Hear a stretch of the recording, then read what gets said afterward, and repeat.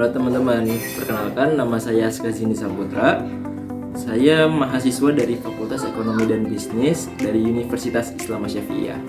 Di sini saya akan membahas salah satu fungsi dari manajemen, yaitu fungsi pengawasan atau controlling. Langsung aja kita mulai pembahasannya. Pengawasan bukan hanya mencari kesalahan. Pengawasan atau controlling adalah fungsi manajemen yang melibatkan pemantauan, pengukuran, dan evaluasi kinerja untuk memastikan bahwa tujuan organisasi tercapai sesuai dengan rencana yang sudah ditentukan sebelumnya. Adapun menurut Harold Kunz, pengawasan adalah pengukuran dan perbaikan terhadap pelaksanaan kerja bawahan agar rencana-rencana yang telah dibuat untuk mencapai tujuan perusahaan dapat terselenggara. Lebih lanjut, menurut Sondang P. Siagian, pengawasan adalah proses mengamati pelaksanaan kegiatan organisasi untuk menjamin kesesuaian dengan rencana yang telah ditentukan. Buat apa sih pengawasan itu? Untuk menjamin kegiatan sesuai rencana, pengawasan membantu memastikan bahwa semua kegiatan organisasi berjalan sesuai dengan rencana dan target yang telah ditetapkan. Untuk mendeteksi dan mencegah penyimpangan, dengan pengawasan, penyimpangan dari standar atau rencana bisa diketahui lebih awal, sehingga dapat dicegah sebelum menjadi masalah besar. Selanjutnya, untuk meningkatkan efisiensi dan efektivitas, pengawasan mendorong penggunaan sumber daya, baik itu waktu, tenaga, biaya secara optimal dan tepat.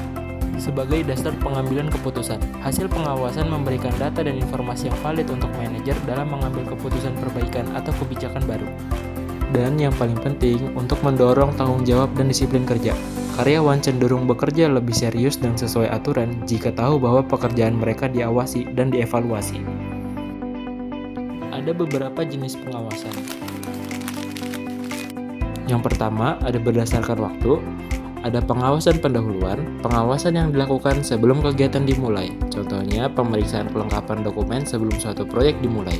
Selanjutnya ada pengawasan saat berlangsung, pengawasan yang dilakukan selama kegiatan berlangsung. Contohnya, pengawasan kualitas produk selama proses produksi berlangsung. Dan ada pengawasan umpan balik, pengawasan yang dilakukan setelah kegiatan selesai. Contohnya, evaluasi kinerja proyek setelah proyek selesai dilaksanakan. Yang kedua, berdasarkan pihak yang mengawasi, ada internal control, pengawasan yang dilakukan oleh orang atau badan yang ada di dalam lingkungan organisasi yang bersangkutan. Ada external control, pengawasan yang dilakukan oleh aparat pengawasan dari luar organisasi. Selanjutnya ada direct control, pengawasan yang dilakukan oleh pimpinan yang bersangkutan atau pengawasan langsung. Ada indirect control, pengawasan yang dilakukan bukan oleh atasan langsung, contohnya seperti pengawasan oleh kepala bidang. Dan yang terakhir ada formal control, pengawasan yang dilakukan oleh masyarakat.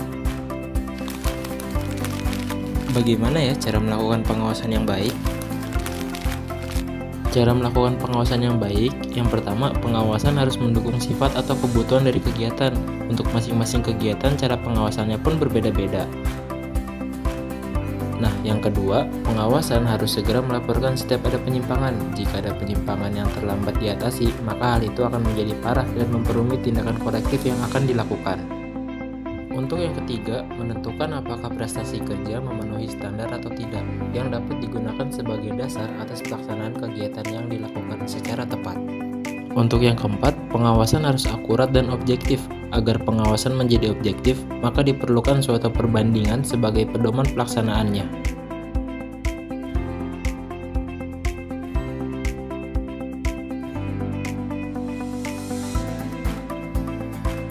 Selanjutnya yang kelima, pengawasan harus fleksibel. Dalam melakukan pengawasan, perlu dicari alternatif-alternatif rencana untuk situasi yang memungkinkan. Dan yang keenam, pengawasan harus terasi dengan pola organisasi. Jika satu bagian membuat kesalahan, maka hal itu harus diatasi bersama-sama dengan kegiatan lain yang merupakan satu kesatuan organisasi. Terdapat pula unsur-unsur pengendalian, yaitu detektor mengumpulkan informasi tentang kegiatan operasional, selektor membandingkan informasi yang dikumpulkan dengan standar yang ditetapkan, efektor mengambil tindakan korektif untuk mengatasi penyimpangan, dan ada komunikator menyampaikan informasi dan umpan balik kepada pihak-pihak yang berkepentingan.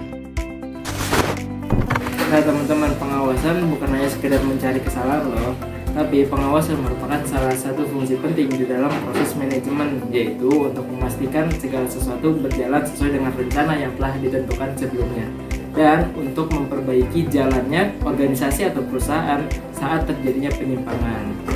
Nah, jangan lupa share video ini, jangan lupa komentar, dan terima kasih yang udah nonton. Bye!